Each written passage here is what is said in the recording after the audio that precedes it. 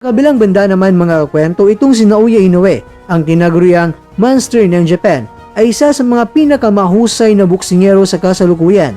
Subalit, tuturin ang obserbasyon ng ilan, lalo na si Casimero, na madalas lamang sa Japan lumalaban si Inoue.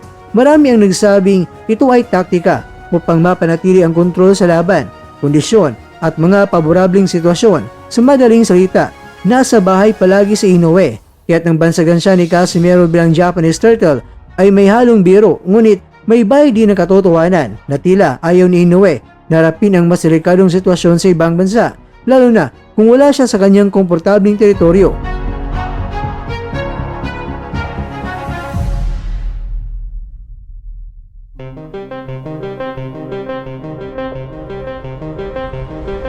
Mga kakwento, ang bansag na turtle ay maaring magpahiwatig ng kabagalan para sa iba, ngunit maaari nitong mangangulugan ng tiyaga, diskarte at katatagan. Parehong sina Casimero at Inoue ay may kanya-kanyang estilo at dahilan sa bawat hakbang nila sa kanilang mga karera. Kaya't marahil, sa halip na pagtawanan o kutsain, mas mainam na respetuhin ng bawat boksingero at ang mga fans ang nagbibigay kulay sa diskusyon.